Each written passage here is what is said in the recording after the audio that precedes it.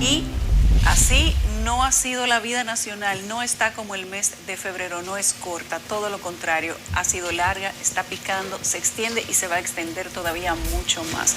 Buenos días para Catherine, para Nelson, para todos nuestros compañeros del Departamento de Producción, que están todos aquí, aunque ustedes no los ven, pero son los que hacen posible que nosotros estemos aquí con Despierta con CDN.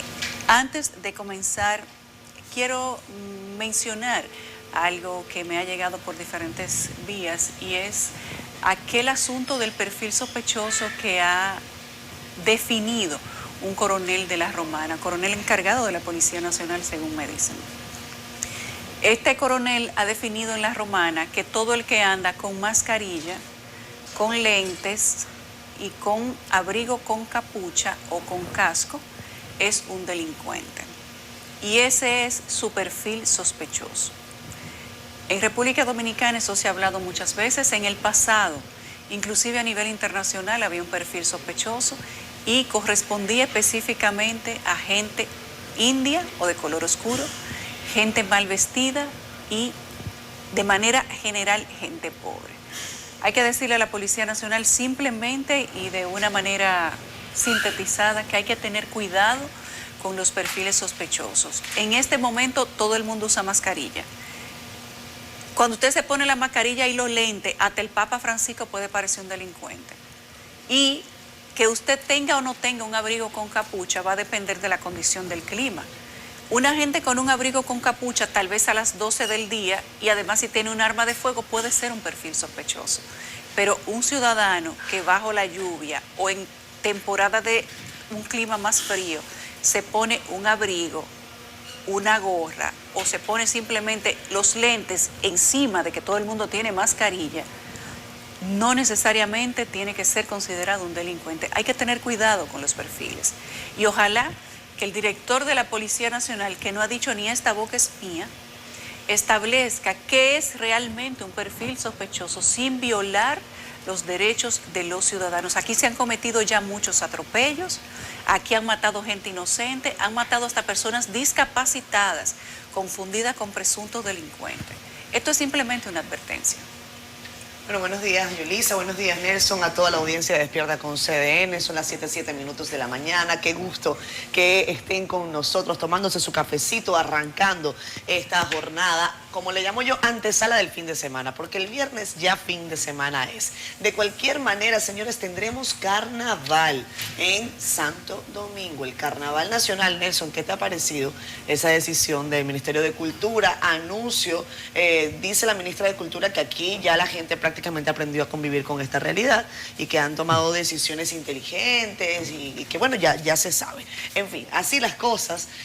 Hoy estamos arrancando la mañana con mucha información. Yo tengo la duda también de si el asunto en Montecristi con relación a las inundaciones se va a quedar así. El INDRI da una información en donde señala lo siguiente, como que esto pasó, no sé.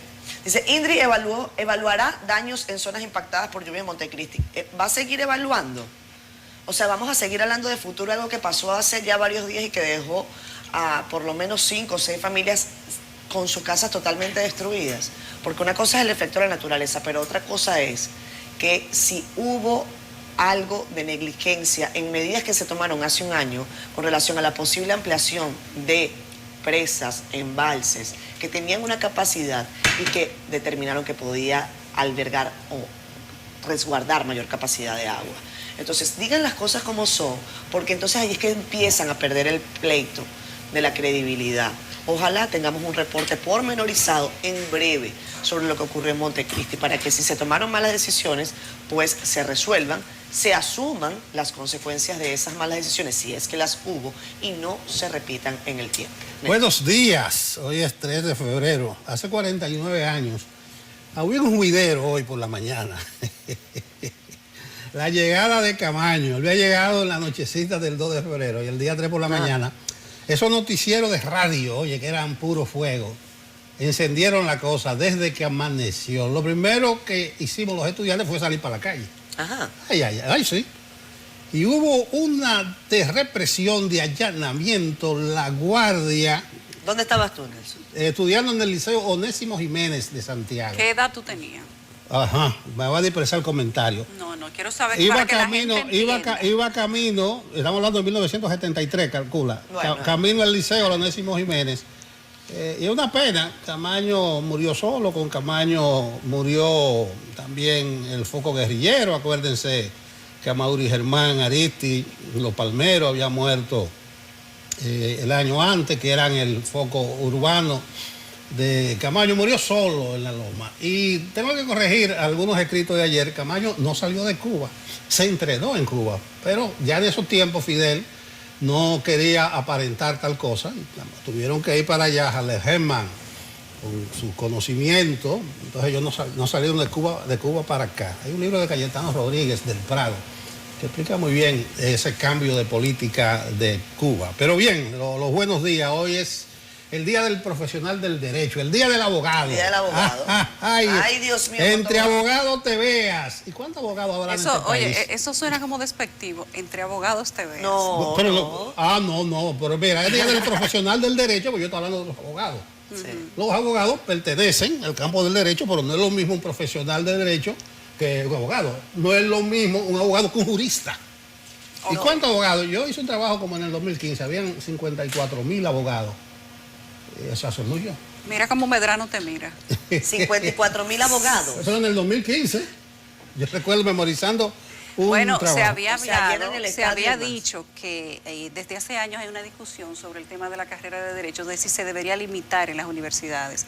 La carrera de Derecho, la de contador y creo que la de profesor, se dijo en algún momento, porque tenemos una superpoblación de abogados y muchos de ellos están sin trabajo. Pero la UAS tenía 10.000 estudiantes de Derecho y 6 agrónomos de agronomía. Tuvieron casi que cerrar la facultad de agronomía. Sí, mira, ya que estamos hablando de eso, ayer me llegó un informe sobre el tema de la comunicación de nuestra carrera, querida. Dice, cada año se gradúan en promedio 372 estudiantes de la carrera de comunicación social en el país. Entre comunicadores te veas. Pero mira, casi el 90% son mujeres de las que se gradúan. Así que sí, ese es el universo. O sea, eso vamos, estamos compitiendo con los abogados. Miren, a propósito del carnaval, ya para entrar de lleno, el carnaval nacional. Exacto. Milagros Germán, ¿te acuerdas que ella se hizo famosa en el Palacio por unas ocurrencias? Ella dice que el carnaval va porque aquí están celebrándose en el Caribe, que el play está lleno. Eso no es la comparación que debe hacer un ministro. Pero además dice que coordinaron con Salud Pública, pero que van a pedir tarjeta de vacunación. ¿Dónde? ¿En el carnaval? En el malecón. Mira, usted no sabe lo que es el carnaval nacional, cómo se desparraman esos barrios. ¿Y dónde usted va a pedir una tarjetica? Bueno, ¿será que perseguirán a la gente en el carnaval? Pero mire, Milagro, mire el ejemplo de lo que yo digo, la responsabilidad de los veganos. El grupo Punta Cana anunció que pospone el carnaval de este año. Dice Punta Cana que ellos van a priorizar el bienestar, la salud y la seguridad de los visitantes y no hay carnaval en Punta Cana. ¿Y La Vega lo había pospuesto ya? La Vega lo había pospuesto, los grandes carnavales. Entonces, ¿qué dice el grupo Punta Cana? Que Cultura debió sacarle beneficio a eso. El día 19 ellos van a hacer un conversatorio, Conoce tu Carnaval. Y el mes de febrero se lo van a dedicar a una exposición fotográfica de todos los carnavales que han hecho, la historia del carnaval, lo que es el carnaval. Y se va a aprovechar más eso en Punta Cana. ¿Entiendes? Yo estoy con Milagro. No, tú estás con Milagro y tú a la vez ayúdala a pedir. Yo estoy con Milagro. Yo soy la que piensa que hagan el carnaval. Claro, no creo que sea posible que pidan tarjeta de vacunación, pero que hagan el carnaval. Es más, yo creo que hagan el carnaval de La Vega, que hagan el carnaval nacional, que hagan lo que quieran, porque aquí la gente está en la calle a dos manos. Sí, el estadio está llenísimo. Comunicadora. Pero lo que pasa es que Milagro es gobierno. Y el gobierno es que dice que todavía no estamos en condiciones de... Esa lógica tuya es lo que nos dijo alguien aquí. ¿Cuál? Yo le dije, mire, pero el 40% de camas UCI están ocupadas. Y por ahí un 60% libre. O sea, que se enferme la gente. También es verdad. Entonces, a Milagros y al Ministerio de Eso es lo que Cultura se llama un fundazo. no le luce porque ella es una ministra, una funcionaria. Y entonces... Y ella no puede decir, porque todo está abierto, yo lo voy a hacer. Y ella no tomó esa decisión. Pero que Salud Pública esa decisión vino de arriba. De hacer Milagro, celebra tu carnaval, tu cosa. Vamos a meter este pueblo. Ellos dirán que tenemos demasiado escándalo en estos días. Vamos a Eso poner a la gente en vamos a peligro. poner a celebrar a la gente, pero es una irresponsabilidad del Ministerio de Cultura. Bien por el alcalde de La Vega, bien por la Unión Carnavalesca Vegana, bien por el Grupo Medrano que están sacrificando recursos económicos, bien por el Grupo Punta Cana, bien por la gente de Santiago que dijeron que van a hacer un carnaval limitado. Entonces las autoridades no pueden dar el mal ejemplo. Oye, porque ellos están diciendo a la gente que se cuide, pero le están diciendo a la gente que coja para la calle. Dejémoslo así. ¿Cuántos faltan para terminar de vacunarse? ¿Cuántos se vacunaron ayer? Vamos a insistir en eso. No, hombre, deja eso. Sí. Ya pasamos los 2 millones de dosis de refuerzo. Por lo menos como 100.000 personas parece que se vacunaron ayer. No eran 55.000. No, ayer eran 1.800.000 y pico. No eran 55.000. Había 55.000 en 3 días. Exactamente. Bueno, ahorita te saco la cuenta de cuando regresemos de la pausa. Pausa. Vamos a los titulares. Vamos a los titulares. Una nueva modificación de la Constitución se avecina. En esta ocasión se busca introducir la figura del Ministerio de Justicia y la independencia del Ministerio Público. Expresidente Leonel Fernández acusa al Banco Central de manipular cifras de crecimiento económico. Asociación de Bancos Múltiples considera cambio de postura de política monetaria del Banco Central, buscar preservar estabilidad de precios. Estudiantes del sector público no recibirán el almuerzo escolar este jueves y viernes. Suplidores se van a huelga por alegada crisis económica que les afecta debido al atraso de los pagos del INAVIE. Hoy estará con nosotros el director general de Promesecal, Adolfo Pérez. Además nos acompaña el economista Jaime Aristi Escuder. Vamos a ver qué es noticia tras la portada del periódico El Caribe y nuestro portal cdn.com. Ahí está nuestro compañero Francisco Medrano. Fran, buenos días, adelante. Hola, buenos días, Yulisa. Saludos para Nelson, para Catherine y todos los amigos televidentes que a esta hora están con nosotros. Vamos de inmediato a ver qué tiene el periódico El Caribe en este jueves 3 de febrero. Y presentamos esta imagen del río Ozama y la práctica del concho acuático que en la actualidad se hunde. El traslado de ciudadanos de una margen a otro en el Ozama pues comienza a desvanecerse debido a que las lilas arropan el río, mientras que yoleros pidieron la ayuda del gobierno para subsistir. Bueno, vamos ahora a hablar de Punta Catalina, y es que el Consejo Económico y Social evalúa hoy jueves el método de diálogo del fideicomiso. Rafael Toribio, presidente de la entidad, dice los debates servirán para conocer la opinión de los expertos. Seguimos hablando de diálogos, ya que la Mesa por la Transparencia define fecha de trabajos. Será el próximo 16 de febrero cuando inicien las discusiones para la independencia del Ministerio Público y funcionalidad de las altas cortes. Además, el Caribe da cobertura a las protestas de suplidores en contra de INAVIE. Debido al conflicto, los alumnos no recibirán el almuerzo por lo que resta de esta semana. Pasamos a Montecristi, donde el represamiento en varios puntos del río Chacuey y la deforestación son algunas de las causas por lo que la presa del mismo nombre no puede abastecer de agua a productores agrícolas de la línea noroeste.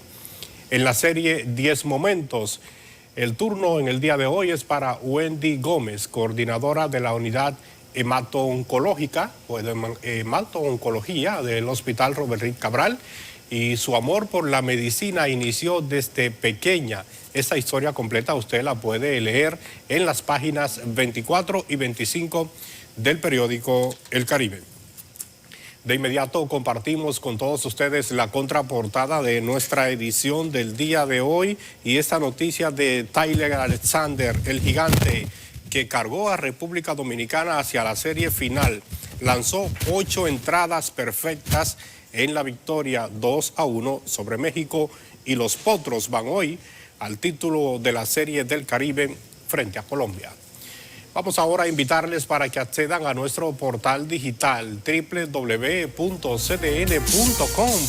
para que conozca noticias locales e internacionales como esta sobre los familiares y amigos de 3 niños que fueron atropellados por una jipeta, quienes dijeron esperar hasta el próximo lunes para que se dé con los responsables de este hecho. Así que acceda a nuestro portal para que conozca más detalles de esta y otras informaciones. La invitación también para que adquieran la edición impresa de nuestro periódico El Caribe. Yulisa, retorno contigo. Gracias, Medrano. Buenos días. De inmediato, Jean Suriel, listo para ofrecernos las predicciones del tiempo. Adelante, Jean. Muchísimas gracias. El panorama meteorológico en República Dominicana permanecerá lluvioso en gran parte del país. Esto será posible por la incidencia, esta vez, de una vaguada que ha dejado el frente frío que ahora ya se encuentra en el Atlántico Central, muy lejos de nuestra región. Y la vaguada seguirá aportando núcleos nubosos de importancia. Específicamente, en las próximas horas tendremos el aporte nuboso hacia la mitad norte del país. Pero nuestra atención en el día de hoy estará puesta en el noreste de República Dominicana, porque los modelos de pronóstico están presentando la producción de lluvias importantes en zonas del Cibao, también hacia el noreste. Y por supuesto que hacia el sureste del país podrían también ocurrir estas precipitaciones.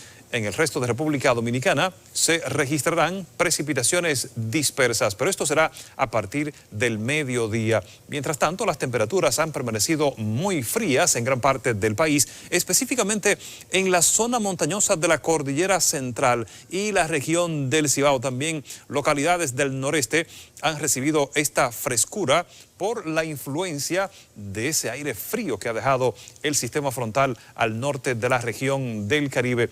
Vamos a ver ahora el modelo de pronóstico para ver qué estará ocurriendo en las próximas horas en República Dominicana.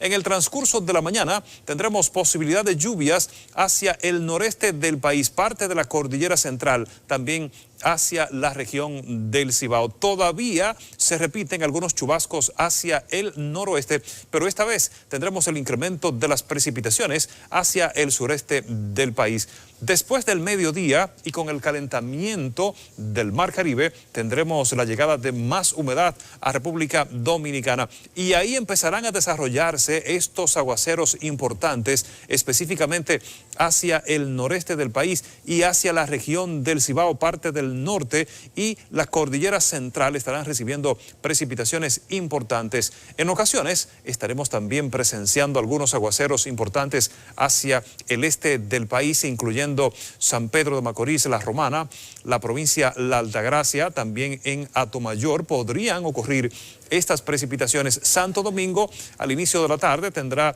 la ocurrencia de chubascos aislados.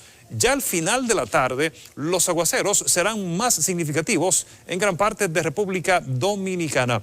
Así también, la Cordillera Central seguirá recibiendo precipitaciones fuertes, pero las más significativas y los acumulados de mayores precipitaciones estarán concentrados sobre todo hacia el noreste de República Dominicana y parte de la región del Cibao. En el transcurso de la tarde y de la noche vamos a recibir más precipitaciones y aquí es donde podemos observar cómo los modelos de pronóstico están desarrollando importantes precipitaciones en el noreste de República Dominicana por la incidencia de la vaguada. También Santo Domingo estará recibiendo estos aguaceros que podrían ser entre moderados y fuertes y podrían desarrollar en ocasiones inundaciones urbanas. Recordemos que tenemos varios días con humedad en el territorio dominicano dejados por el paso de un sistema frontal. Ahora se establece una vaguada que podría aportar más precipitaciones en las próximas horas en gran parte de República Dominicana. Pero mucha atención porque en esta zona del país, hacia el noreste, parte de la región del Cibao Oriental, también parte del sureste de República Dominicana, podrían desarrollarse algunas inundaciones por los acumulados que están presentando los modelos de pronóstico para hoy en República Dominicana. Es una vaguada que estará incidiendo durante 2 días más. Ya para el fin de semana tendremos una reducción de las lluvias en el país. Estas han sido las informaciones meteorológicas. Mira, Catherine, a propósito del carnaval, ahí me escriben diciéndole que hereje, impía a Milagros Hermanos. ¿Y por qué? Porque el carnaval es el 6 de marzo y la cuaresma comienza el miércoles 2. Entonces, acuérdense que la iglesia siempre ha criticado eso, que hagan carnaval en tiempo de cuaresma. Pero imagínate. Pero son malos y que impía.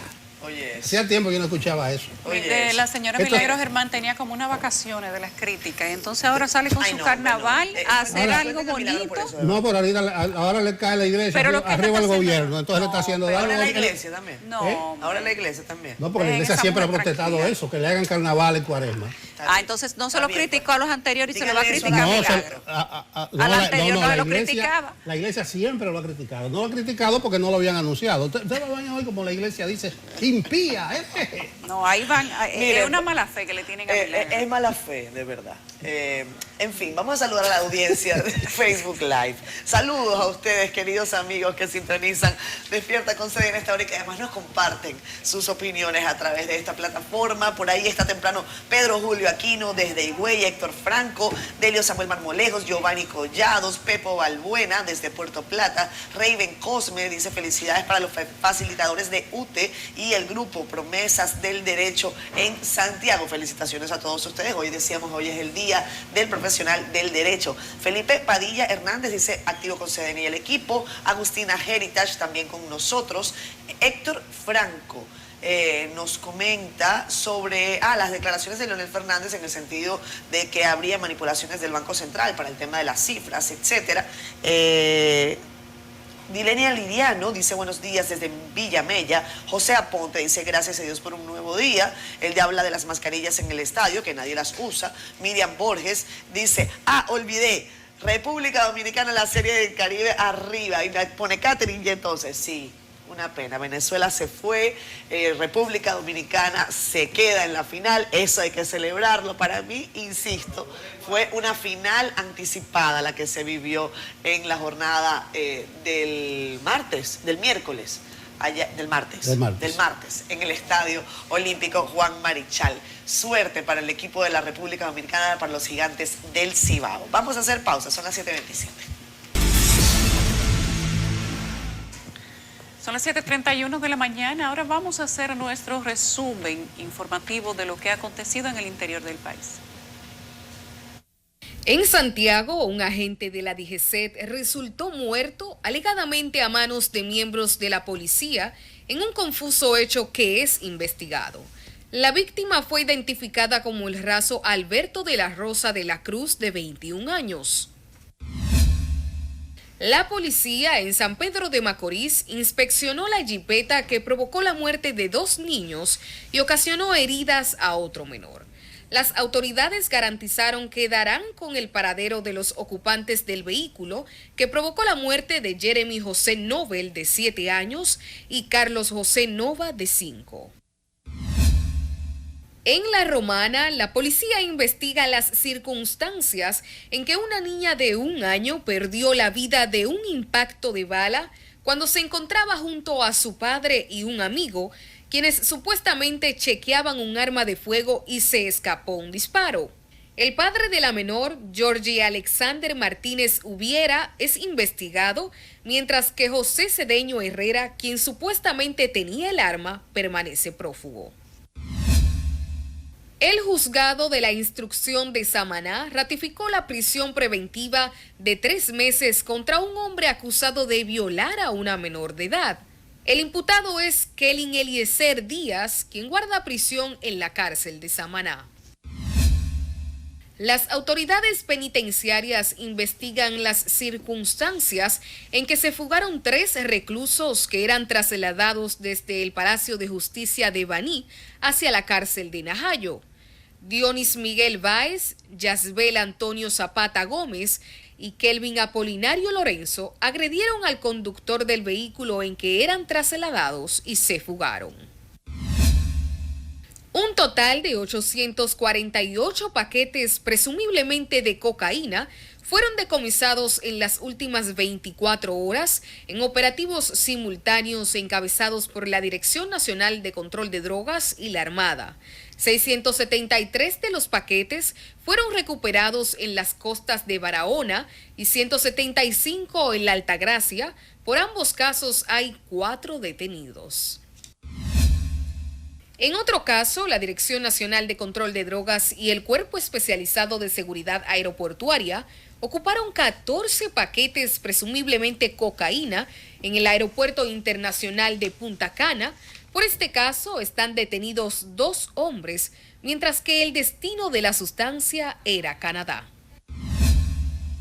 El Hospital Vinicio Calventi, en el municipio de Los Alcarrizos, permaneció vigilado por miembros de la policía y militares por la protesta convocada por dirigentes políticos y comunitarios ante la cancelación de la subdirectora del centro, Felicia Santos. Cientos de mototaxistas realizaron un piquete en las afueras de la Dirección Cibao Central de la Policía en Santiago, en repudio a lo que han calificado como un abuso que incluye retención de sus vehículos y maltratos. Las lluvias registradas durante las últimas horas provocaron el desborde del arroyo Tenguerengue, inundando varias viviendas en San Juan de la Maguana. Los afectados atribuyen la situación a la falta de terminación de los trabajos de saneamiento del citado arroyo. Grupos populares y habitantes de la comunidad de La Rosa, en Moca, llamaron a las autoridades gubernamentales ir en su auxilio por el mal estado en que se encuentra el puente que conecta a ese municipio con la localidad de Guanábano, el cual está a punto de colapsar. Lisa Gil, CDN. Gracias, Gil. Señores, las mesas, las reuniones están muy activas en estos días. Ustedes vieron el titular ahí. Hoy se reúne el Consejo Económico y Social para ver qué es lo que va a hacer y cómo lo va a hacer con el asunto del fideicomiso. Porque no está claro ni siquiera si eso debiera ir al CES. Y tampoco ahí deben estar los partidos, porque hay una distorsión. Léanse bien la ley 142.15 que instituye el Consejo Económico y Social. Eso es laboral, lo económico y lo social. Ahí no están los partidos. Por eso se ha desnaturalizado un poco. Pero vamos a ver qué decide el CES hoy. También se reunió la mesa para el tema electoral. Ahí no se pusieron de acuerdo, porque no saben por dónde comenzar, si por la de partidos o la ley electoral. Donde sí hubo algunos acuerdos fue en la mesa temática sobre institucionalidad y transparencia. O no acuerdo. Por lo menos se instaló la mesa y se comenzó a discutir el problema de la reforma constitucional, y ahí surgió el tema de la figura de un ministerio de justicia, la independencia del Ministerio Público, y hubo muchas confusiones y muchos reparos y muchos resquemores, principalmente de los partidos. Leticia Díaz nos cuenta que ese planteamiento que se produjo en la primera sesión de trabajo de esa mesa de transparencia y de institucionalidad provocó algunos escarceos. Leticia. El planteamiento de reforma constitucional fue formulado nuevamente por el consultor jurídico del Poder Ejecutivo, Antoliano Peralta, en su discurso de apertura de los trabajos de la primera mesa temática sobre transparencia e institucionalidad realizada en el Palacio Nacional. El gobierno también propone producir una serie de propuestas normativas que actualicen el ordenamiento nacional, como la eficiencia gubernamental. Es una reforma solo en lo indispensable para poder justificar estos proyectos. Es decir, para poner un ejemplo, nosotros creemos que el Ministerio Público debe ser independiente del Poder Ejecutivo. De su lado, la Fuerza del Pueblo se mostró en desacuerdo con la intención, asegurando que la independencia judicial no necesita una reforma a la Carta Magna. La independencia del Ministerio Público está consagrada en cuanto a fondo y forma en la Constitución del año 2010. Por vía de consecuencia, la Fuerza del Pueblo entiende que no es necesaria tocar la Constitución de la República para ese tema. La próxima reunión será el miércoles 16 de febrero. Leticia Díaz, CDN. El equipo de producción, a ver, espérate. ¿Quién es que estaba hablando ahí? Oye, Merán, Jerry Merán. Búscame la imagen que se parece ojo, con todo el cariño, Henry, a Juan Luis. ¿Ese no era Henry Merán? Sí, él ahora es representante de la Fuerza del Pueblo en esa mesa de transparencia. Pero él no se había alejado de eso, de que mira qué versátil porque la política también es versatilidad. Miren qué versátil es el ex candidato a defensor del pueblo. Tú echas el pleito un ratico y después te dicen, vete para tu casa, cinco meses. Pero no es Merán. Henry. Fidel Santana formó un partido antes de ayer. ¿Qué? Fidel Santana, que como premio de consolación, porque fracasó con defensor del pueblo, lo nombraron embajador en Uruguay. Ahora tiene un partido, pero él dijo que había dejado la política. Pero ¿cómo tú eres embajador de un gobierno? Y entonces formas un partido para aspirar a qué? a una mayor tajada. Pero hay un asunto ahí, porque hay una división del Frente Amplio. Bueno, pero es un problema. Ellos se dividieron y parece que, bueno, que Fidel Santana decidió, siendo funcionario de este gobierno, buscar otro gobierno con otro partido. Eso ni se entiende. Mira, yo no sé qué está pasando con los partidos chiquitos. Hay otro partido también, con gente que a uno le tiene mucho cariño, que también dicen que tiene problemas entre sus líderes. Ojalá. La democracia es eso, salirse de un partido, meterse a otro. Eso se puede confundir con transfugismo también, pero mientras no están en el gobierno no dicen que son tránsfugas. Los que se van para los gobiernos es a lo que le dicen tránsfugas. ¿Tú sabes cómo se le llama eso? En Venezuela ojalá se llamaban los saltatalanqueras. Saltatalanqueras. Los saltatalanqueras están permanentemente saltando. Pero no solamente salto. Eso de Merán, eso de Fidel Santana, es lo mismo que del Olivares. El Olivares era una figura conspicua ahora del PRM, pero era el juez electoral de la Junta. Exactamente. ¿Y cuántos de la sociedad civil que sudaron defendiendo la patria son ahora directores, embajadores? Claro que sí. ¿Cómo es que tú les dices? Hay que sacrificarse. Hay que sacrificarse por la patria, ahí están todos sacrificados. Incluso muchísimos que de Marcha Verde estaban operando la Defensoría del Pueblo y ya dejaron eso y ahora son, hasta huelga le están haciendo a Abinader. Bueno, vamos a hablar del expresidente. Esa es la versatilidad de la política. Sí, la versatilidad. Hablamos del expresidente de la República, Leonel Fernández, por cierto, ya que estamos también abordando la fuerza del pueblo. Está acusando al Banco Central, ojo, de manipular a la opinión pública cuando afirma que la economía dominicana cerró el 2021 con un crecimiento de 12.3% del PIB. Aseguró que hay un interés marcado en crear una burbuja sobre una situación económica que, dice el expresidente, no se corresponde con la realidad del país. Escuchemos. Si comparamos con el 2020, creció 12.3. Si comparamos con el año anterior a la pandemia, el 2019 creció 4.7. Por tanto, la diferencia entre 12.3 y 4.7, que es 7.6, eso es rebote estadístico. Eso se llama rebote estadístico. La economía creció con respecto al año de la prepandemia 4.7%. Ese es el crecimiento orgánico real. Lo otro se llama rebote estadístico. Y lo que está haciendo el Banco Central en su comunicado es manipulando a la opinión pública nacional. Palabras duras las del exmandatario, sobre todo contra Valdés Albizu, que fue su gobernador. También del Banco Central le habla de una manipulación, que eso es un rebote estadístico.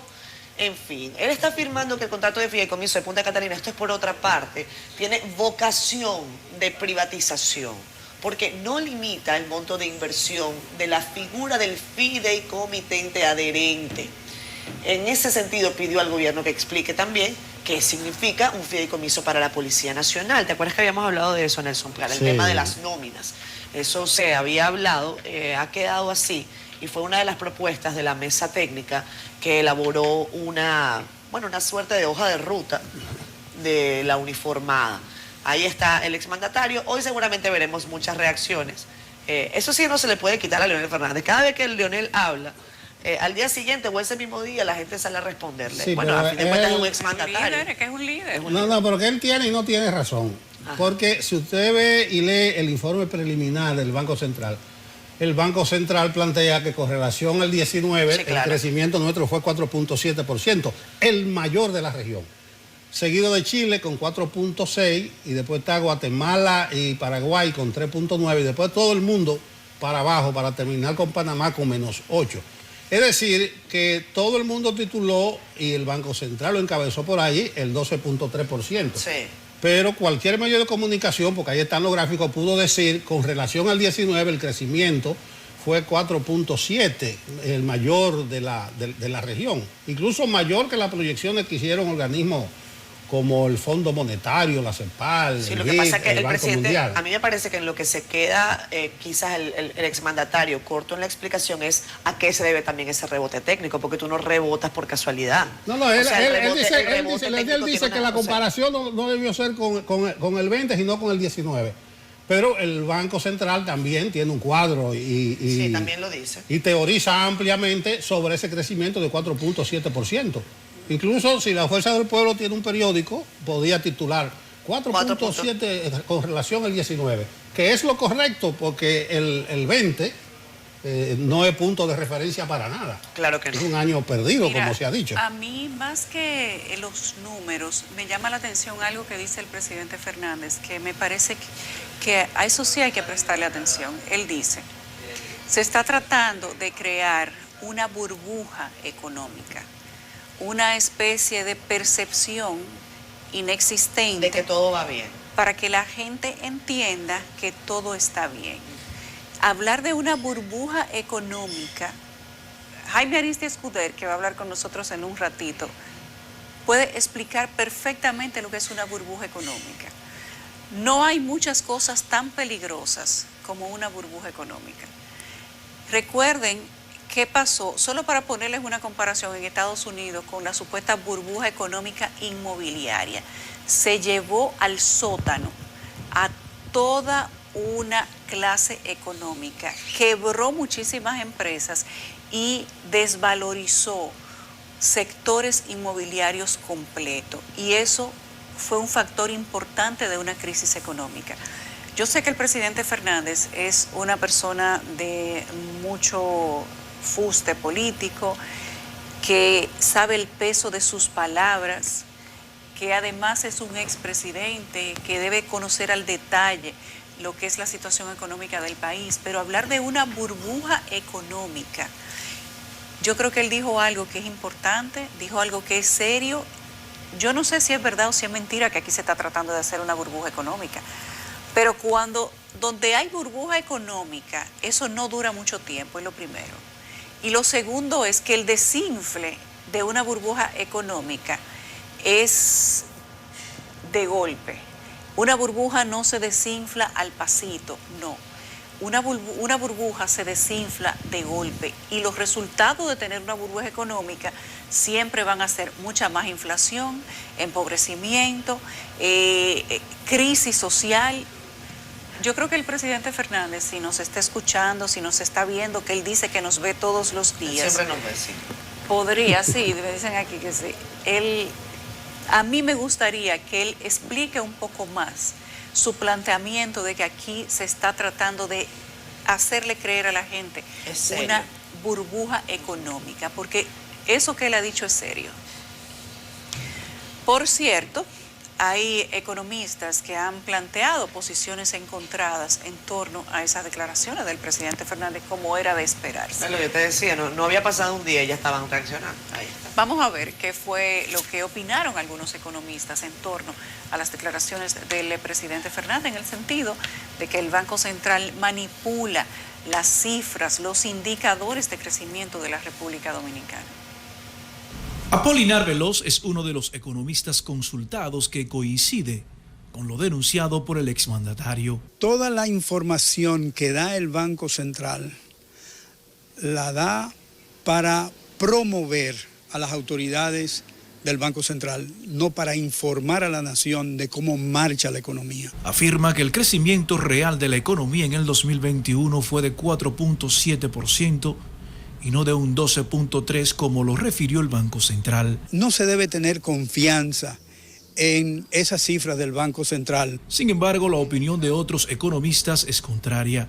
Sostienen que los principales indicadores mostraron mejoras sustanciales en el año recién concluido. El país creció, el empleo se mejoró, que hay grandes desafíos de cara al futuro, entre ellos la inflación, es cierto. Los resultados macroeconómicos en general superaron prácticamente todas las proyecciones que habían hecho los organismos internacionales. De ahí que lo dicho por el expresidente Leonel Fernández se valore como una legítima aspiración que busca reposicionamiento de su figura política. Se le hace un flaco servicio cuando usted ha ocupado la primera magistratura y es una figura tan respetable local e internacionalmente como la es el expresidente Fernández, de poner en entredicho cifras validadas por organismos internacionales de tanto respeto como el Fondo Monetario Internacional. En torno a la inflación que ha impactado bienes primarios en el mercado local, los consultados señalaron que es muy poco lo que pueden hacer las autoridades porque responde a factores externos. Rentería Montero, CDN.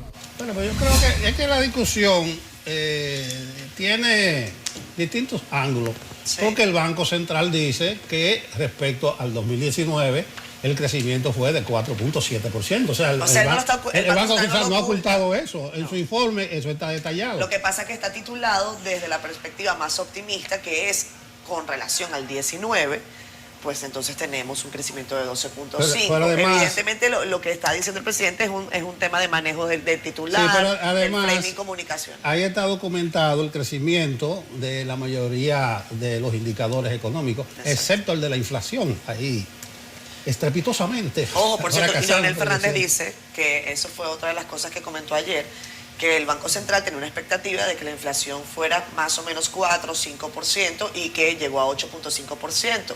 La explicación que suelen dar las autoridades tiene que ver con la inflación internacional, con el tema de los precios, en fin, eso sin duda ha sido una expectativa en la que falló el Banco Central y yo creo que iba a fallar cualquiera en el entendido de la crisis internacional que se ha vivido producto de la pandemia. Eso hay que ajustarlo y sobre todo, más allá de cuál es la expectativa que se tiene, hay que ponerle el ojo a cuáles serán las medidas que se van a tomar como incremento en las tasas de interés, que eso es algo que el Banco Central acaba de hacer y que va a impactar en el bolsillo de los dominicanos, sobre todo en aquellos que tengan préstamos, que tengan tarjetas de crédito, en fin.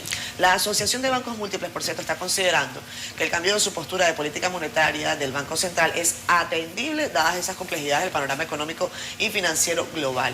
La organización empresarial está señalando en un comunicado que las acciones para restringir la liquidez e incrementar la tasa de interés de política monetaria por encima del nivel que se situaba antes de la pandemia buscan preservar la estabilidad de los precios. Recuerda también que una importante proporción de los deudores de sectores productivos, lo que les comentaba, o sea, pymes, hogares, están al amparo de los estímulos monetarios dispuestos a raíz de la pandemia, que se realizaron a tasas fijas de 8% hasta julio del 23, en tanto que sobre los deudores cuyos contratos no contemplen créditos a tasas fijas, las variaciones se irán reflejando en incrementos graduales del costo del dinero. Qué bueno que tenemos además aquí hoy a Jaime Aristia Escuder, es uno de los invitados del programa, para hablar sobre este particular, sobre las declaraciones del exmandatario y por supuesto sobre esa auditoría que tiene un solo medio de comunicación en la República Dominicana sobre el tema de Catalina. Lo vamos a ver ahora.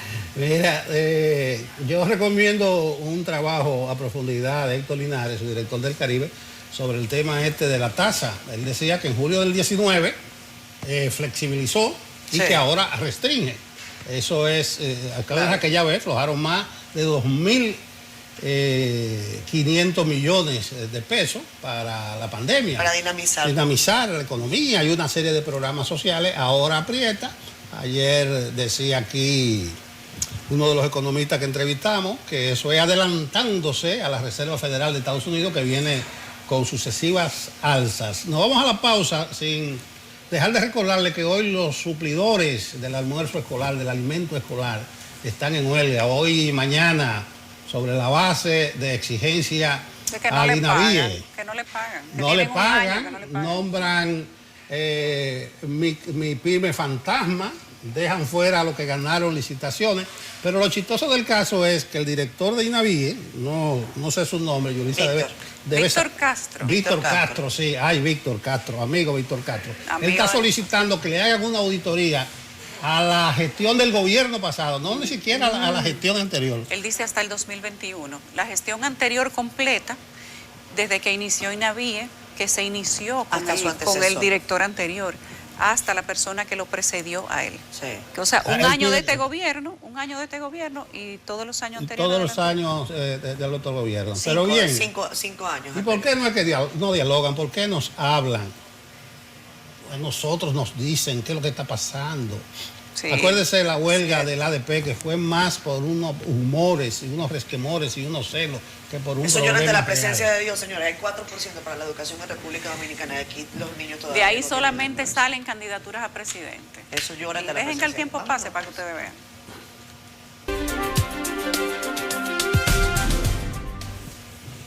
Estamos de vuelta en Despierta con CDN a propósito de todo lo que hemos hablado sobre la situación económica, esta denuncia sobre manipulación del Banco Central y una burbuja económica.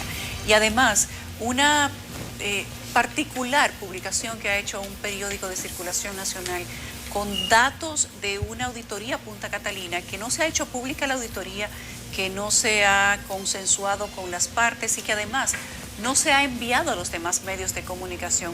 Es algo que nos genera algunas preguntas y le hemos pedido a Jaime Aristides Juder que comparta con nosotros esta mañana y él gentilmente ha accedido. Jaime, buenos días, ¿cómo estás? Muy buenos días. O sea que tú me haces venir en la noche y me haces venir también ¿Por de dónde día. arrancamos?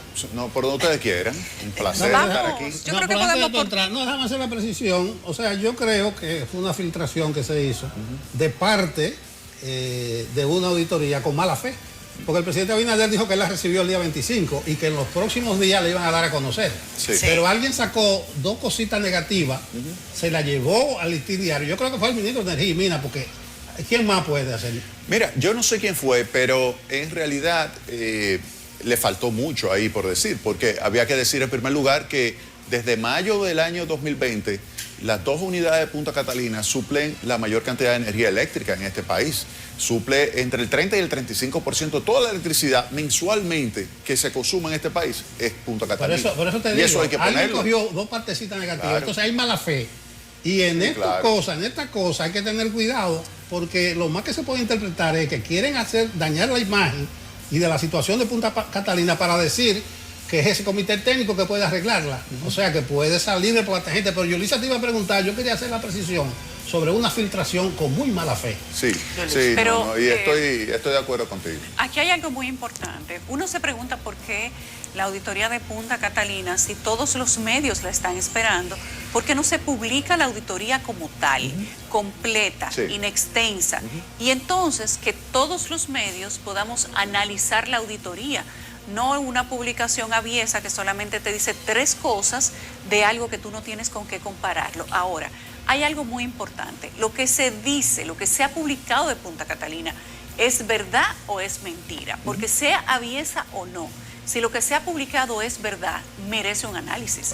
Y si lo que se ha publicado es mentira, merece un análisis también. Y por eso te hemos pedido que vengas. En primer lugar es falso, es totalmente incorrecto. Y eso es el resultado de haber hecho una auditoría que no se ajusta a lo que son los principios de buenas prácticas de auditoría. Cuando tú realizas una auditoría, lo primero que tú tienes que hacer es sentarte con el auditado. Tú tienes que sentarte con la entidad a que tú estás auditando para verificar si lo que tú estás interpretando es correcto o no.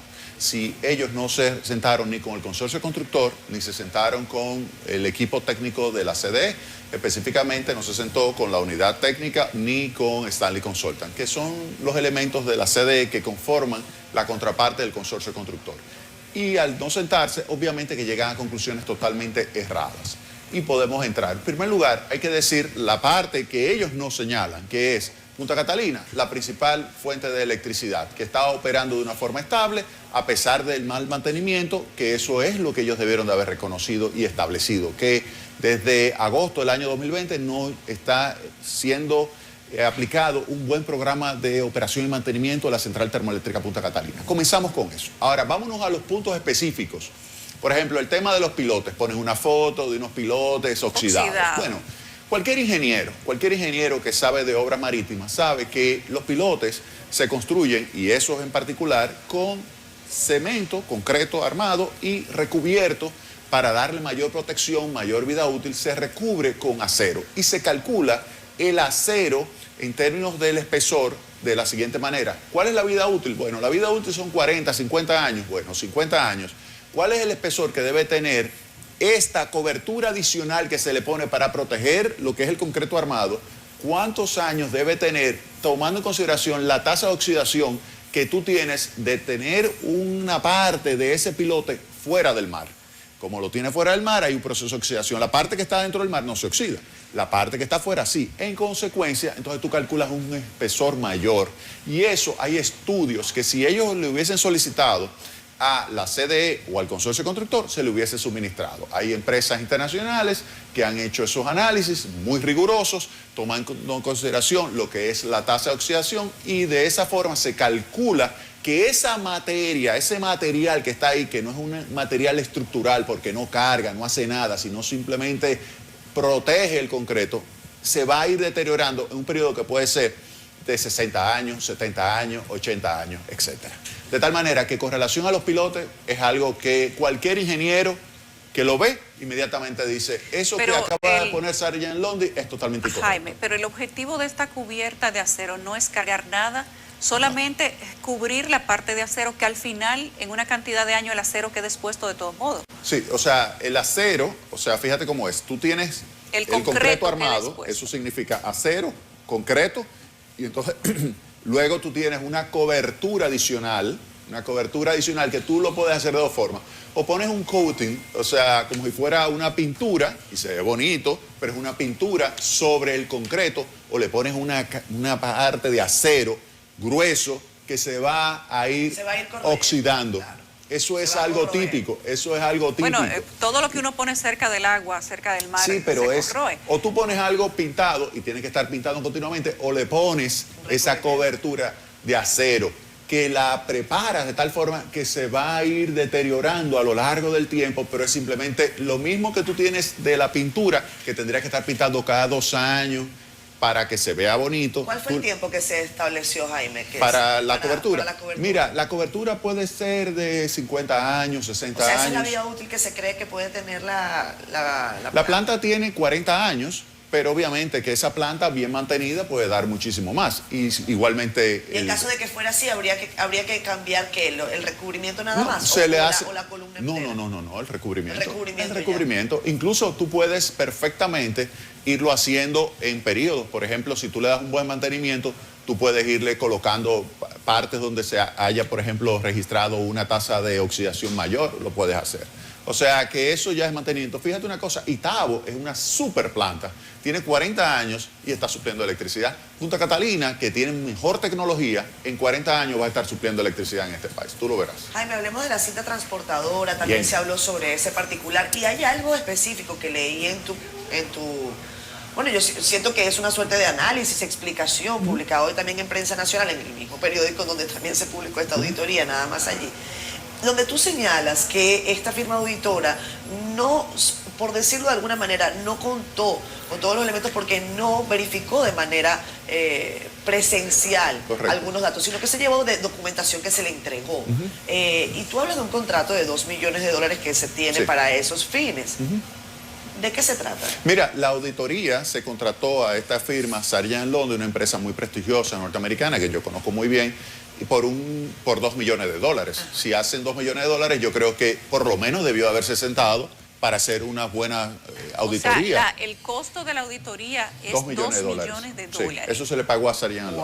$2 millones. Muchísimo dinero. Muchísimo dinero. ¿Y no se podía conseguir algo por... Óyeme, por una menos. auditoría de $2 millones? Mira, nosotros contratamos con la empresa aseguradora, porque todo eso que se está haciendo ahora de auditoría técnica, nosotros lo hicimos ya. ¿Por qué? Porque nosotros nos tuvimos que sentar con las compañías aseguradoras y para eso ellos mandaban sus ingenieros a hacer auditoría técnica y todo eso se evaluó. Pero entendiendo que el gobierno no confiaba en eso, entendiendo que el gobierno no confiaba en eso, mandó a hacer esta auditoría. Sí, todo... me parece que tú en algún momento dijiste que la hagan, que vayan adelante claro, con ella. Claro, pero yo no hubiese pagado $2 millones. Yo soy muy tacaño. Yo no pago $2 millones por una auditoría y menos que sea de escritorio. Ahora, ellos lo que debieron... ellos no llegaron nunca a estar en Punta Catalina. Bueno, fíjate una cosa, yo no lo sé si fueron a Punta Catalina a hacer, por ejemplo, lo que debieron de haber hecho, que es lo que se hizo, por ejemplo, cuando nosotros discutimos con el consorcio la parte del recubrimiento de los pilotes.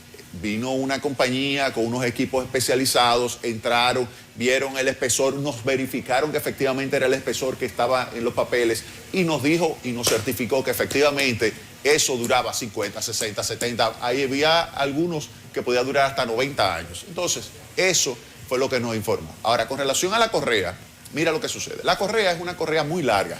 tiene alrededor de 3 kilómetros y 3 kilómetros de vuelta. Es la correa donde tú colocas el carbón y lo lleva hasta finalmente los molinos. Esa correa hay que darle un mantenimiento. De hecho, en el informe que yo entregué se establecía claramente, que yo entregué en agosto del año 2020, que tenían que concluir un proceso de contratación de mantenimiento con la firma constructora, que es una firma italiana muy prestigiosa también, ONT Vedeschi. Yo incluso hablé con Vedeschi y ya teníamos todo preparado para que se le pudiera dar mantenimiento a esa correa. Lamentablemente, si ellos dicen que ha fallado, es simplemente tema de mantenimiento. ¿Por qué? Porque esa es una correa que utiliza una tecnología sumamente avanzada y como tiene muchos rodillos, hay que estarle dando mantenimiento. Si tú le das mantenimiento, eso no tiene ningún tipo de problema. De hecho, para que tengas una idea, nunca ha habido problemas en Punta Catalina debido a el trabajo de la correa. Es decir, que Punta Catalina nunca se ha apagado ni nada por el estilo por el tema de la correa. Así que aquí lo único que tiene que verificar Sargent London es si desde agosto del año 2020 que nosotros salimos hasta el presente se le ha dado un mantenimiento adecuado o no a la correa transmisora del carbón. Sí, Jaime, aquí hay un asunto de sí o no. La unidad 2 dice la auditoría que no se sometió a prueba oficial de rendimiento. Falso. Que solo hay un informe con resultado preliminar. Eso, mira lo que sucede con eso. Cuando se hizo la de la unidad 1, se hizo, de acuerdo a lo que se había establecido, una preprueba que es exactamente lo mismo que los oficiales. Lo único que se hace una y después se hacen otras pruebas más y se toma un promedio y ese promedio se presenta como resultado. Eso se hizo para la unidad 1 sin ningún tipo de inconveniente. Cuando se hizo el de la unidad 2, se hace la preprueba, ya estábamos todos listos con los equipos instalados y eso es marzo del año 2020. Marzo del año 2020, 10 de marzo, se hace preprueba, no hay ningún problema. Se dispara que las alarmas del COVID. Estados Unidos dice, óiganme aquí, si a partir de tal fecha no entran los norteamericanos, se cerró este país. McKell, que estaba haciendo las pruebas, dice, mire, nosotros nos tenemos que ir, nosotros no vamos a poder hacer la prueba. Adicionales. Ahora, los resultados que ha dado la preprueba son exactamente iguales a los de la unidad 1. Oye bien, recuérdate que son mellizas y por lo tanto no hay información extra que valga la pena tener y por eso lo que aconsejamos es que utilizando el mismo código de seguridad que se establece cuando se hacen esas pruebas, se dice vamos a tomar estas pruebas como resultado definitivo y la que quedarían pendientes sería únicamente la de las emisiones de polvo. Y esas de emisiones de polvo, entonces se realizan ya en julio cuando puede volver al país el equipo de la empresa McKell. Cuando ya se abren otra vez los vuelos, vienen acá, se realizan esas pruebas y ya se completa totalmente. Así que eso es simplemente algo que se le pudo haber explicado a Sargent London, decirle, óyeme, ustedes tienen que entender cuál era la situación que se estaba viviendo en ese momento. Los norteamericanos no se podían quedar aquí, no solamente la empresa McKell, otros más que estaban en el país salieron del país y por eso se acepta entonces lo de la preprueba, que es exactamente lo mismo. Es como que tú vas a dar un concierto y tú lo grabas el día antes, porque si sucede algo y tú estás transmitiendo al otro día, tú puedes pasar una parte de esas imágenes, la pasas aquí. Es exactamente lo mismo. Se hace preprueba, es hacer la prueba completa y ya la información adicional, si no hay cambios, no te aporta nada extra al análisis. Entonces, al final lo que sí es importante es lo siguiente. ¿La planta está funcionando, sí o no? La planta está funcionando. Y eso debió haberlo establecido también Sargent London en su auditoría. Está puesto allí. Exactamente, pero es que ese es el punto. Pero es que si no se tiene el documento no hay manera de saber. No, pero es que antes de que lo tengan los periodistas, ¿con quién se debe discutir? Los constructores. Me imagino que con la CDE. Exactamente, y con las partes que sirvieron de base a esa auditoría. Si es el constructor, pero si es la CDE, Jaime, tú te tienes que sentar. Entonces tú certificas, tú confirmas que esta compañía auditora, antes de emitir ese informe, no consultó a la CDE, no consultó al consorcio constructor, no les presentó hallazgos, no les hizo preguntas técnicas, nada de eso. No se reunió con absolutamente nadie. No se reunió ni con el constructor, no se reunió con la CDE, ni se reunió con su pasado administrador, que soy yo. ¿Cuál sería entonces, desde tu punto de vista, la intención de hacer una auditoría sin pedir, sin confirmar datos técnicos, sin pedir informes, sin consultar a, digamos que a la administradora, que es la CDE, Mira, a los constructores, que son el consorcio, y se emite un documento así y además no se publica. Sí, mira, no es una auditoría, no cumple con los principios de buenas prácticas de auditoría. Algo que cuesta $2 millones, seguro que va a tener todos los requisitos del lugar. No, es que una auditoría, y yo puedo traer a cualquier profesor de auditoría aquí y preguntarle, toda auditoría, lo primero que hay que hacer es sentarse con el auditado y verificar si eso que yo estoy interpretando es correcto o no. ¿A ti no te han llamado, no te han mandado correo? No, y los conozco bien a Sarian Londi, los conozco bien. O sea, ellos tienen mi número de celular. Jaime, ¿qué efectos podría tener en el tiempo este resultado de auditoría? Porque, bueno, las cosas cuando se vierten a la opinión pública tienen un objetivo. Y entiendo que tú lo tendrás claro. O sea, ¿cuál es el objetivo? Mira, yo creo que el objetivo fue tratar de hacer daño. Porque resaltó temas que en realidad, pero me la pusieron, es como cuando te tiran una huevita, cuando tú le das para sacarla del play. Eso fue lo que hicieron, o sea, pusieron 3 puntos ahí que en realidad da risa lo que es, porque es un reflejo de que no se hizo un trabajo riguroso. Yo creo que Sarian Londi quedó muy mal, No, la hacen quedar mal. Yo creo que el presidente Abinader debe hoy dar a conocer la auditoría completa. Él lo prometió. Él la tiene en su mano desde el 25, pero alguien... Si la da a conocer, óyeme bien, si la da a conocer no es una auditoría. Pero bien, pero le permite es que no es una auditoría. A los expertos tener una información completa. No, pero no, es que no es una auditoría. Él lo que debe hacer es llamar a la sede del equipo técnico anterior y al constructor y entregársela. Mira, decía el presidente de la Cámara de Cuentas... Y entonces discutirla. Jaime. Oye bien, es que ustedes tienen que entender lo que es una auditoría.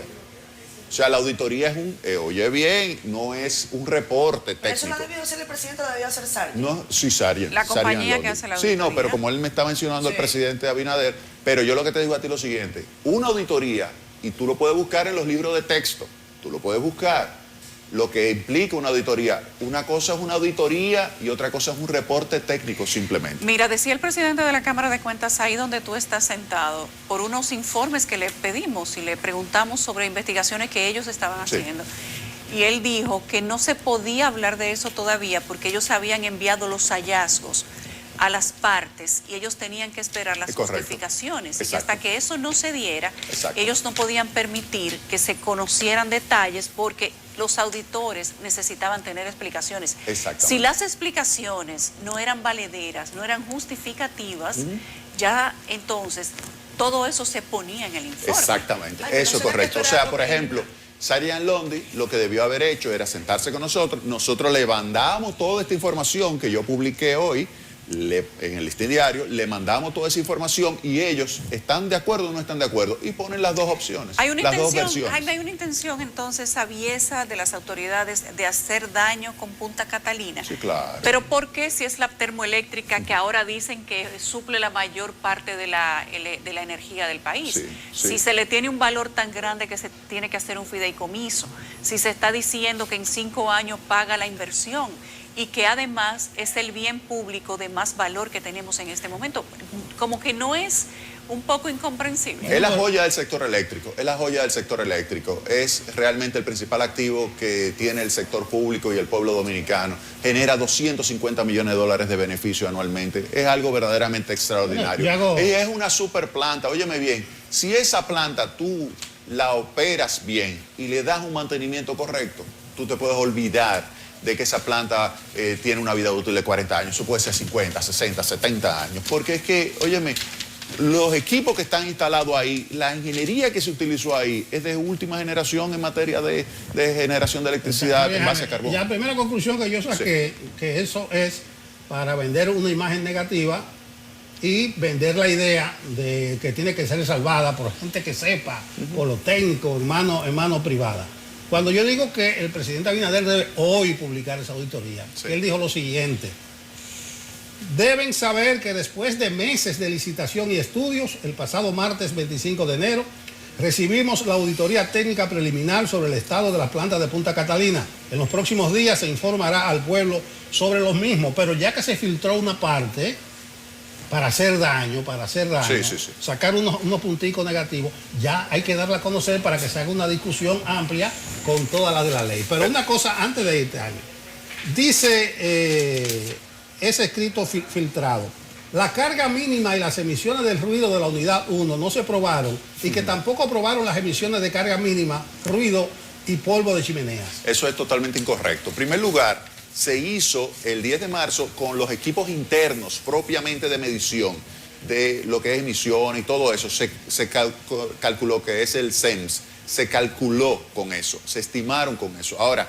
en julio, el 26, 29 de julio, en ese periodo, se trajeron los equipos nuevamente de medición y se calcularon. Ellos no tienen esa información, porque quizás no se la dieron. Es que ese es el punto. Si tú tienes un equipo que estuvo criticando continuamente a la planta y diciendo, por ejemplo, que la planta era menos eficiente, que era menos grande, y yo tengo la información de las pruebas que se hicieron, que ellos no están haciendo ese tipo de pruebas, porque esas son unas pruebas que implican ponerle unos equipos, apagar la máquina, ponerle unos equipos y después arrancar y hacer esas pruebas. Y no es verdad que ellos lo van a hacer. Entonces, esas pruebas, los resultados los tenemos nosotros y yo lo publiqué. ¿Qué significa? Que en vez de ser 337 megavatios en términos netos, cada una de las unidades, como se había contratado, una tiene 345 y la otra tiene 347 megavatios. Y no solamente eso, en términos de eficiencia, cada una de esas plantas son más eficientes y en términos de las emisiones de polvo, tienen menos emisiones y las emisiones en general es menos emisiones que lo contratado. Es decir, que las plantas son muchísimo mejores que lo que pagó CDE. Eso es lo que debe poner en esa auditoría. Ahora, eso preliminar que se dice.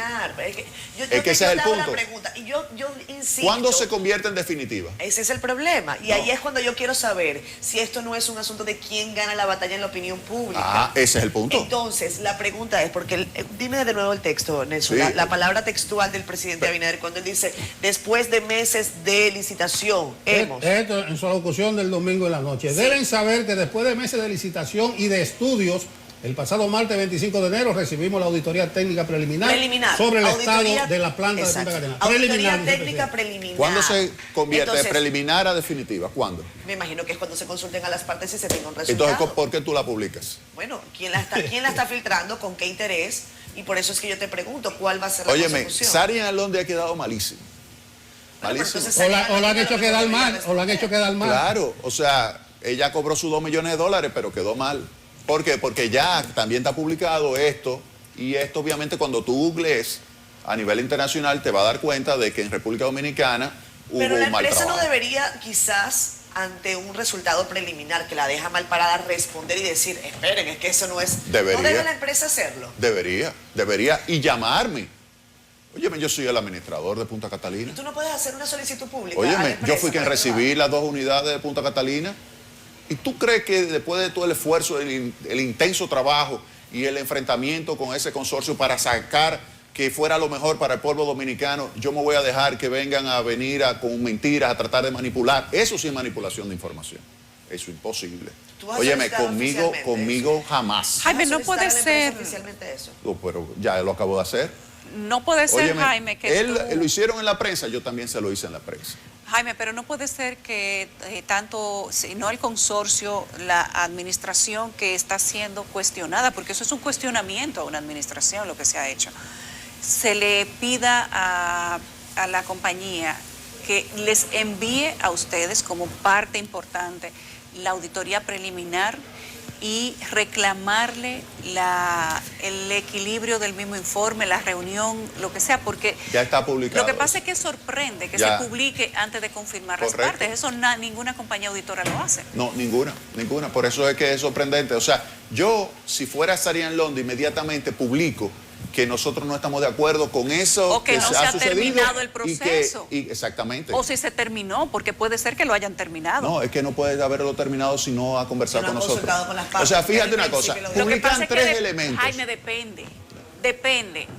¿Cuáles Yulisa, son los procesos que está siguiendo y con qué objeto? Yulisa, una si la auditoría- compañía terminó ya en este punto, No, eso no tiene ha una terminado. lectura. No puede- Pero no- si no ha terminado, entonces todavía faltan las partes por consultar. Sí, La pregunta exactamente. entonces es ¿por qué tú publicas un informe preliminar? Un error. No un informe preliminar, ¿por qué sacas 3 puntos que de un pre. informe preliminar? O lo publicas todo o no publicas. No, y entonces publica unas fotos de algo que la gente incluso se ha burlado. Dice, pero eso está en el mar, eso se sabe, pero que los ingenieros, o sea, yo le puedo enseñar los cálculos. Es más, quizás ellos ni entiendan las ecuaciones que hay que hacer para eso, porque los ingenieros se quedan atrasados. Entonces, hay que explicarle de vez en cuando a los ingenieros cómo es que hay que hacer los cálculos para determinar, por ejemplo, la tasa de oxidación y verificar cuál debe ser el espesor. Ese particular O sea, está certificado por una empresa, el tema de la oxidación, ustedes lo tienen. Claro que sí. Eso, y tú tienes Pero documentación. es que fíjate lo una avala. cosa, es que nosotros todo eso lo discutimos intensamente, y no solamente eso, que al final del contrato nos quedamos con $600,000 para nosotros poder hacer todavía un mantenimiento más intenso de toda esa área. O sea que olvídate que nosotros le sacamos el máximo provecho a lo que fue las negociaciones con el consorcio constructor. Le sacamos la mejor calidad, le sacamos una mejor planta y como quiera nos quedamos con dinero para utilizarlo en mantenimiento.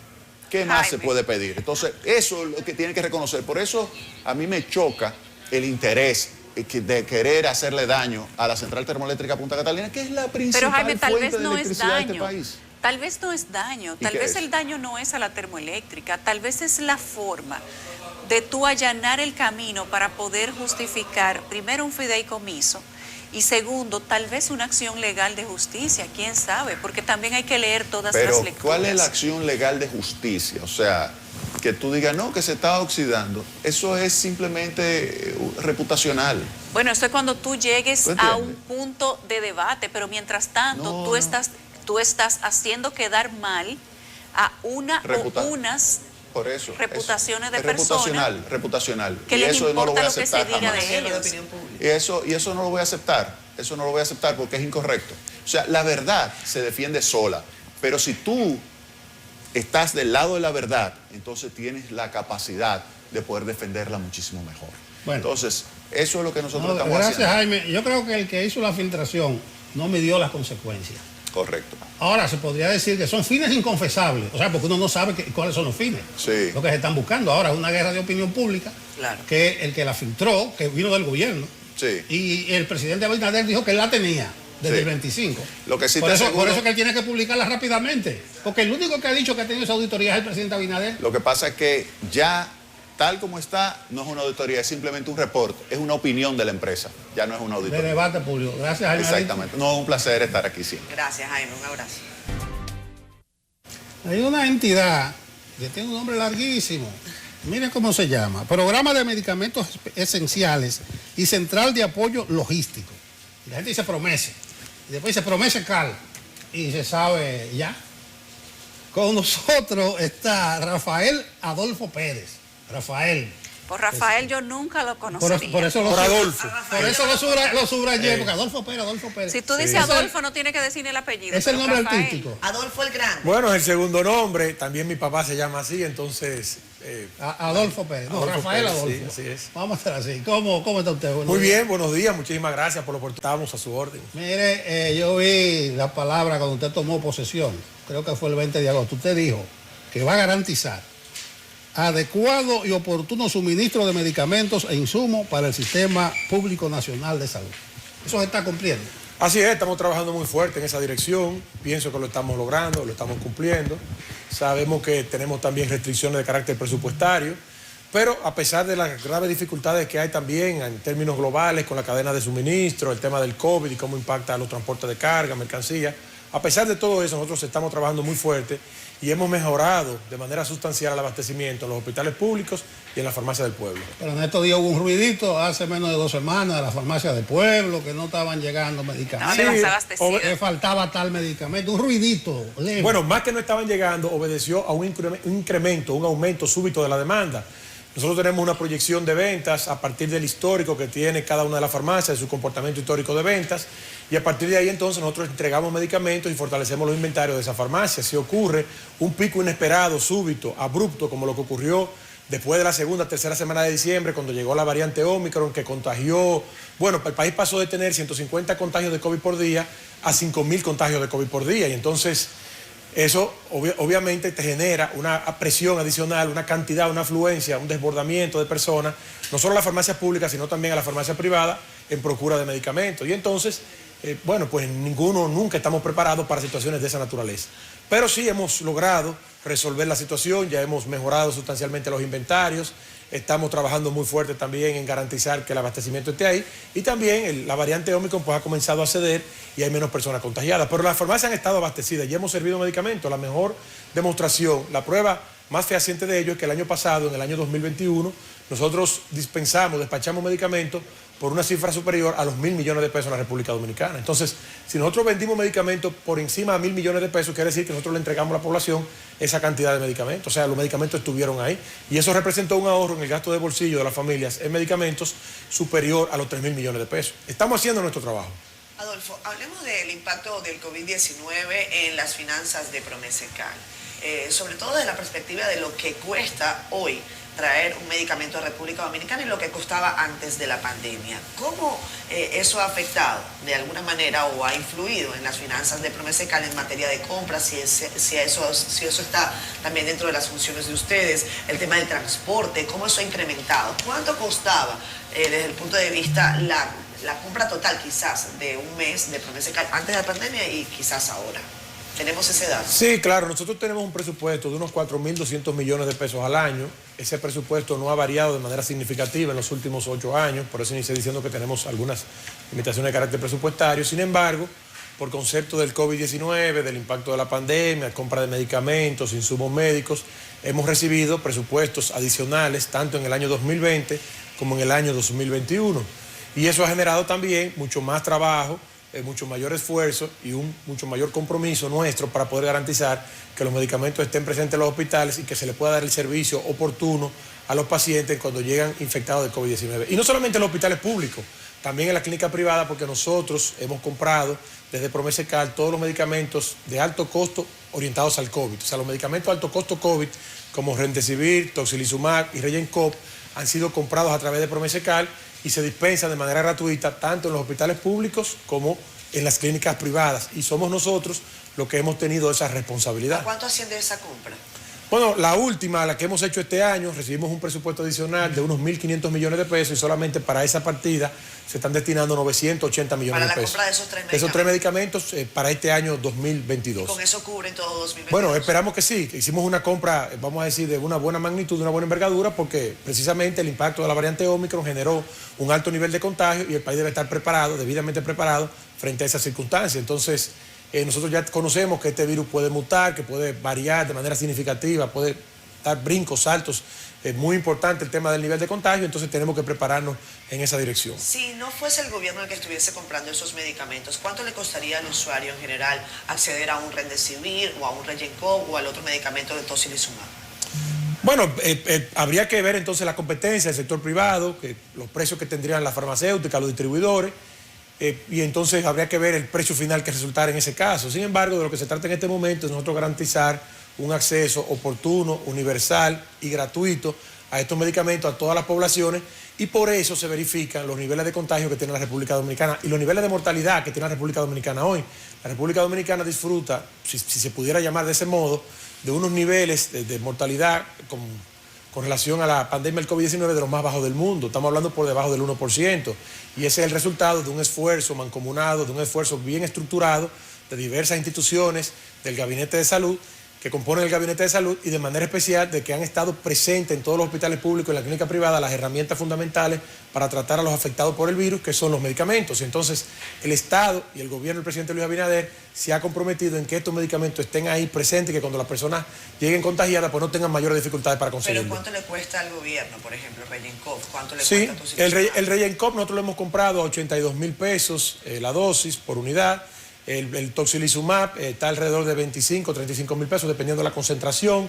por unidad, que es un medicamento que consumen varias ampollas, o sea, varias unidades, la persona, dependiendo de la gravedad de la situación.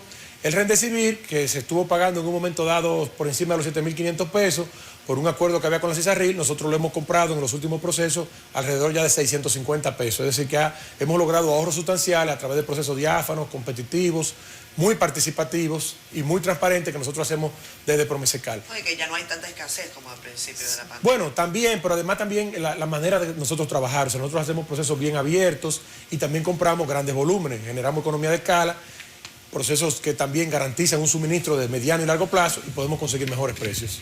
Adolfo, tú acabas de decir que no había desabastecimiento, sino que lo que hubo fue un exceso de demanda. Así es.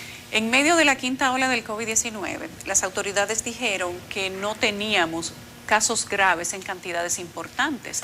Entonces, ¿por qué este tipo de medicamentos que se usa para internamientos y para cuidados intensivos estaba en escasez? ¿O estaba en ausencia porque no se prepararon para Me refería a los medicamentos de la farmacia del pueblo. Tenemos que separar y distinguir lo que son los medicamentos de alto costo que solamente se compran a través de Promese, pero que la dispensación ocurre en el programa de medicamentos de alto costo que pertenece al Ministerio de Salud Pública. Eso es una cosa. Y otra cosa es la venta de los medicamentos esenciales como el acetaminofén, por ejemplo, los medicamentos para los procesos gripales, los jarabes. Los de venta libre. Que son los medicamentos que se dispensan a través de la farmacia del pueblo, son los medicamentos esenciales. Pero los de alto costo, los de alto costo lo hemos tenido, hemos garantizado de manera firme el abastecimiento pero durante de eso toda no la hubo pandemia. escasez entonces. No, claro que no, lo hemos tenido, incluso el presidente de la República ordenó 1.500 millones de pesos adicionales para nosotros mejorar, fortalecer los inventarios como consecuencia del aumento exponencial que se vivió por la variante Omicron, pero en ningún momento se interrumpió la entrega de estos medicamentos. Yo me refería a la pregunta inicial que me hacía don Nelson, que tiene que ver con el tema de la farmacia del pueblo.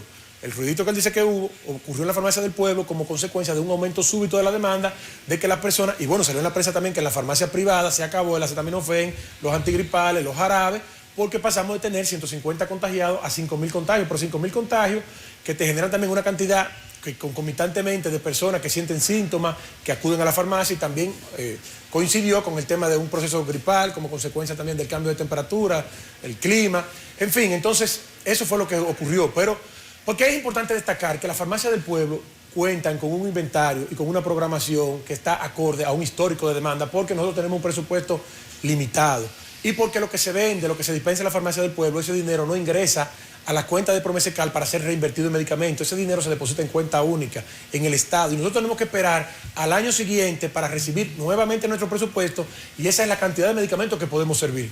Quiere decir, Yulisa, que si nosotros vendiésemos todo lo que tenemos en existencia en un mes, tendríamos que esperar 11 meses para volver a renovar nuestros inventarios y volver a reponerlos, porque toda esa venta se deposita en cuenta única y ese dinero yo no lo puedo utilizar, como ocurre en una farmacia privada, para volver a comprar medicamentos y llenar los tramos nuevamente. Entonces, dada esa realidad que nosotros encontramos en la institución y es el diseño institucional que tiene Promese y que debemos respetar, nosotros tenemos que trabajar con una programación de venta acorde a nuestro presupuesto y entonces dividir ese presupuesto entre 12 meses y esos 12 meses entonces ver cuál es el histórico de demanda y ver también el histórico de demanda en cada una de las 595 farmacias y a partir de ahí establecer los inventarios que le vamos a servir a cada una de ellas y poder impactar entonces positivamente esas poblaciones.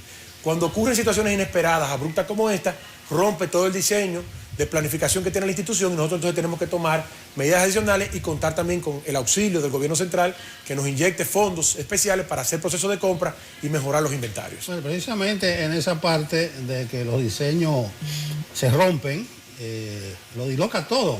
Mira, y la ley de compra también. En la quinta ola. La ley de compra y contrataciones. Por ahí vamos, pero ustedes no han sido desbordados en el sistema de control de calidad que ustedes tienen para comprar y para entregar o dispensar los medicamentos.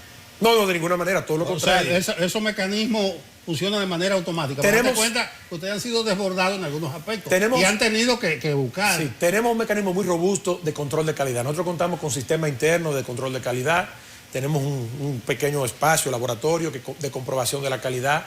Hacemos muestreo estadístico basado en sistemas como el Militar Standard, donde nosotros tomamos una cantidad determinada de muestras dado el tamaño del lote y si una cantidad supera la no conformidad, entonces se devuelve el lote. Nosotros tenemos un equipo de control de calidad muy riguroso, mucho mejor incluso que lo que ocurre en el sector privado, porque la farmacia privada va del laboratorio al tramo de la farmacia. En Promescal se colocan en cuarentena, se revisan, se valida y se comprueba la calidad antes de enviarlo y despacharlo a los hospitales públicos o a la farmacia del pueblo. No hemos sido desbordados de ninguna manera. Pero Promese no vende marca. Promese no vende marca. También hay marcas, también hay marcas. Nosotros tenemos medicamentos en la farmacia del pueblo de marcas famosas, reconocidas. Por ejemplo, las proteínas que nosotros vendemos, dispensamos en la farmacia del pueblo, son las mismas proteínas de marcas famosas que están en la farmacia privada y que están en los supermercados, con la diferencia de que mientras una proteína líquida, por ejemplo, un pote de proteína líquida te puede costar 130, 140 pesos en una farmacia privada o en un supermercado, en una farmacia del pueblo las personas la pueden adquirir a 50 pesos.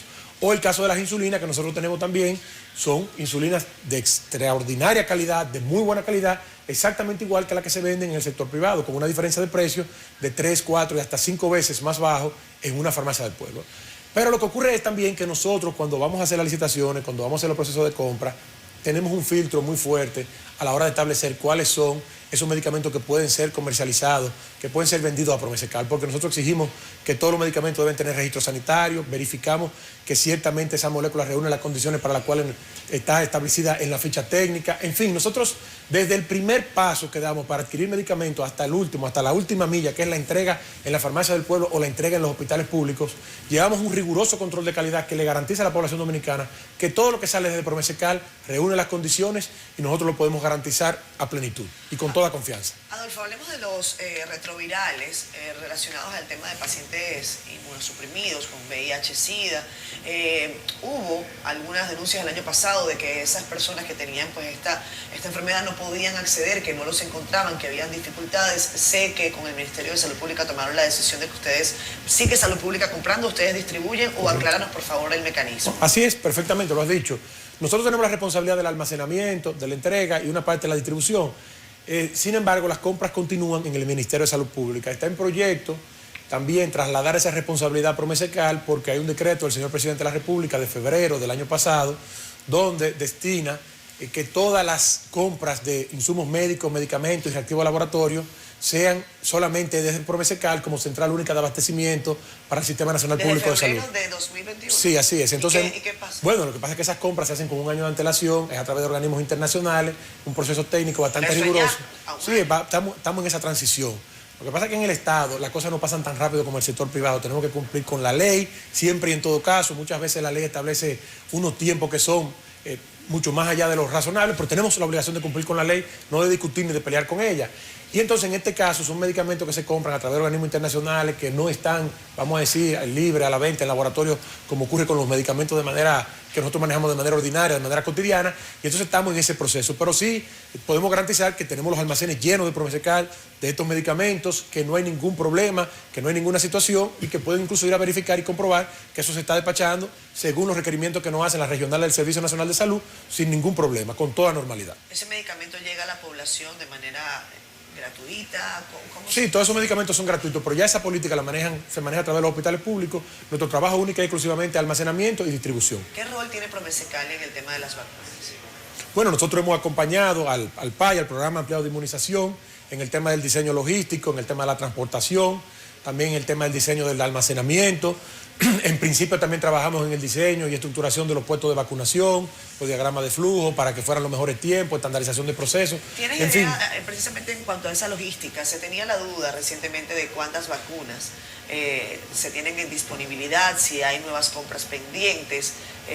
¿Tienes los datos? Bueno, los datos actualizados no los tengo al momento, sí, porque eso funciona como una unidad aparte, independiente. Sin embargo, sí hay personal de Promese, incluso uno de los coordinadores es un personal nuestro que está allá, y entonces manejan todos los datos, todas las estadísticas. Sabemos que hay millones de vacunas que están en inventario y que están todos los insumos también, acorde con la cantidad de vacunas que están en inventario, disponibles para que no haya ningún problema en ese tipo. Y sabemos también que hay vacunas contratadas que no han llegado y que llegarán oportunamente. Pero queremos que, creo que esta entrevista puede tener una segunda parte o quizás... Claro, y podemos traer todos esos datos actualizados. Porque hay duda incluso también sobre el tema del vencimiento de esas vacunas. Hay lotes que se vencen, otros que no. Sí, con el tema del vencimiento es importante destacar que dependiendo del tipo de la marca de la vacuna, tiene fecha de vencimiento distinto. Por ejemplo, la vacuna Sinovac tiene un tiempo de vida útil, un vencimiento distinto a la vacuna de Pfizer o a la vacuna de AstraZeneca. Entonces la de Sinovac me parece que es la que tiene el mayor tiempo de vigencia, de duración. Pero hasta ahora no ha habido ningún problema con eso y se está trabajando de manera armónica Y se está también dándole salida a una norma fundamental de inventario del primero que entra, primero que sale. Claro. Aquellas vacunas que tienen fecha de vencimiento más próxima son las que se están utilizando, de manera que se van a agotar antes de que ocurra el vencimiento y entonces el dinero del pueblo se está utilizando con mucha eficiencia en este sentido. Ahí no hay ningún problema. Se están utilizando los mejores criterios de administración de operaciones para el tema del programa de vacunación, que es un programa que ha funcionado muy bien y que creo que toda la población dominicana lo puede comprobar cuando va a un puesto de vacunación, que ha funcionado como un sistema de clase mundial. Bueno, Rafael Adolfo, el que no varía es el Pérez. Así es. Rafael Adolfo Pérez, así el director de Promesa Cal, ha estado con nosotros. Se quedaron muchas cositas ahí. Parece que se nos quedaron como 15 preguntas. Sí, presupuestariamente ustedes no están tan holgados. Parece que los mecanismos de la compra...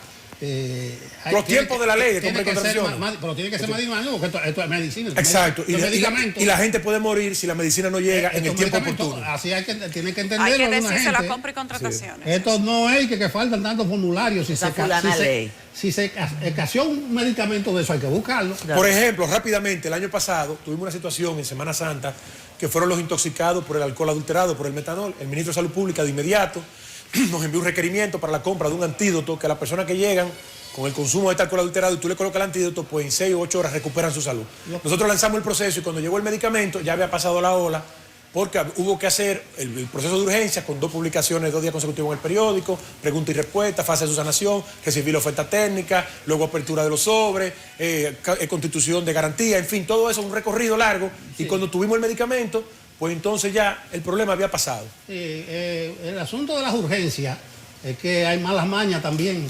Bueno, pero es que en términos de salud, nosotros tenemos que, el Estado dominicano debe tener, y el gobierno, herramientas para salvar vidas. Entonces, ante todo, la vida del ser humano debe estar colocada en primer lugar. Otra cosa con los procedimientos de urgencia. Sí, pero ya eso no ocurre, porque nosotros estamos trabajando de la mano con la Dirección General de Compra y Contrataciones, que tenemos un oficial de cumplimiento de la DGCP allá en la mesa del Comité de Compra de Promesa Cal, pero además también porque nosotros contamos con un equipo con la debida solvencia técnica y moral para dar respuesta cumpliendo siempre con la ley. Bueno, dicen que si Carlos Pimentel viviera en el viejo oeste, estuviera muerto hace rato. ¿Cómo así? Sí, porque es lento sacando de cosas, no hay rapidez, todo se vuelve. Pero Nelson, ellos hacen su trabajo. Yo creo que en la ley, ellos hacen su trabajo. No desenfunda rápido. Ellos hacen su trabajo y lo hacen muy bien. Lo que ocurre es que debemos cumplir con la ley. Mientras no haya otra, tenemos que cumplir con esta. Lo importante es adecuar esa ley a las demandas del siglo XXI. Hablando del viejo oeste, tú sabes el dicho, más lento que el caballo de los bandidos. Bueno, sí. Gracias, Adolfo. A ustedes.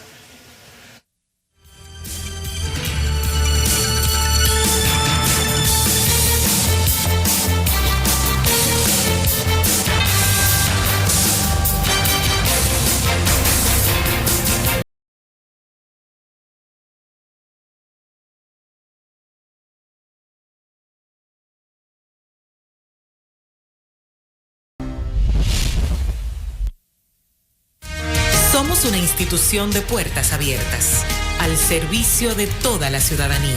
Hacen buenas, conmigo terminamos el programa, hasta la próxima. Toma, increíble. Hasta mañana, que es viernes.